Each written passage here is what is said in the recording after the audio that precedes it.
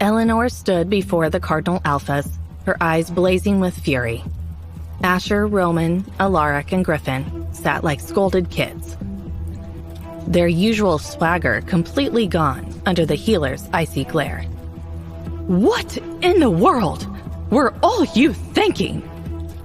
Eleanor's voice boomed, echoing through the room. "Do you know I had to give her 5 heat suppressant shots? 5! Just to ease her suffering!" Roman shifted uncomfortably, his head hanging low. Guilt gnawed at him. He'd come dangerously close to crossing a line. "We're sorry," he mumbled, regret thick in his voice. "Sorry?" Eleanor's voice cracked like a whip. "Does sorry fix the forced heat you put that poor girl through? The trauma she might now have?" Alaric frowned, his tone defensive. "How is that even possible? Humans don't go into heat. She's human, isn't she?" He looked at his fellow Cardinal Alphas for backup. Eleanor shot him a withering look. "Let me rephrase, Alaric," she said, her voice cold and controlled. "Humans don't experience heat like werewolves, but I've never encountered pheromones that potent, strong enough to affect all 4 of you."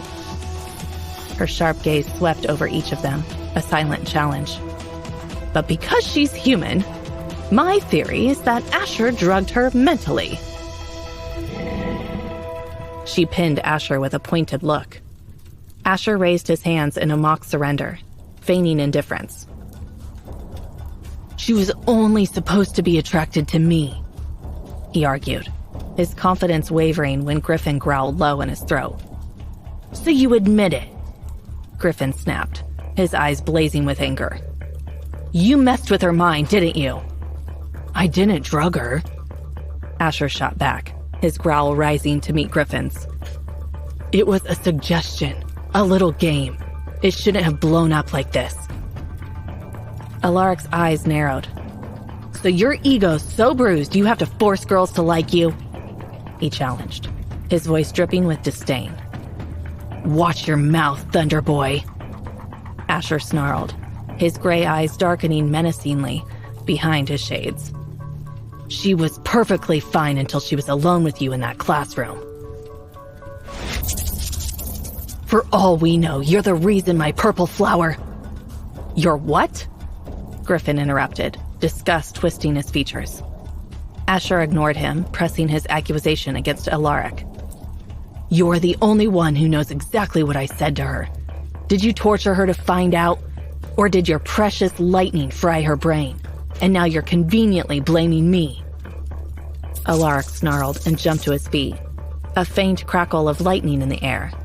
He looked ready to attack, but Griffin was faster, grabbing his arm and yanking him back down.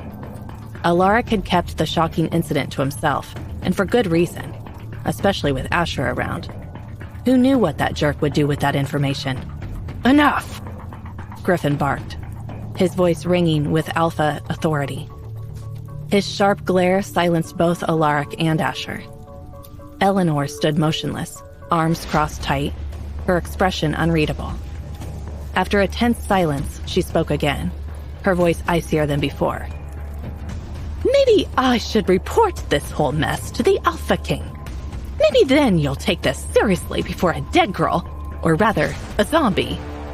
She looked directly at Asher. "Ends up on my doorstep." "No!" Asher's voice was sharp with panic. Griffin, Roman, and Alaric echoed his refusal, jumping to their feet as one. Their faces were grim, all seriousness. Eleanor raised an eyebrow, clearly not impressed by their sudden show of solidarity. "Oh, now you care? Sit down before you make this worse." But they remained standing, defiant. Alaric's voice was heavy with warning.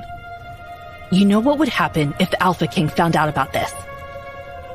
Eleanor's expression didn't change. "I'm sure Caleb would only be concerned about his heirs, not some girl."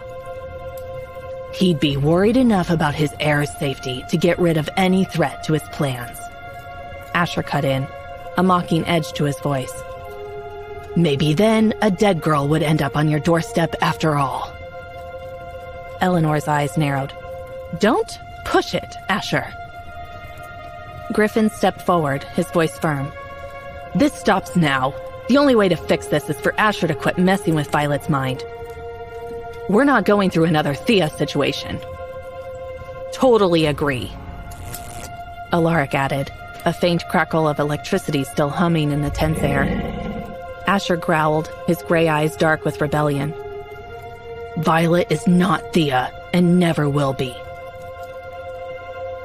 Still, this is heading down the same road, Roman said quietly, but with just as much force. Asher turned to Roman, a flicker of shock on his face. Roman had always been his buddy, always had his back. This felt like a betrayal. Roman didn't back down. You've gone too far this time, Asher. Eleanor seized the moment. Fine, I won't report this, but only if Asher promises to never mess with her mind again. All four Cardinal Alphas stared at Asher, waiting.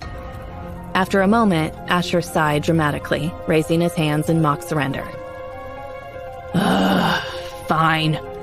I swear I'll never get into her head again. At least, not on purpose. A sly grin spread across his face. You guys know my power has a mind of its own. Griffin and Alaric exchanged exasperated looks. They knew Asher was technically telling the truth. His power was unpredictable and could even act without his direct control.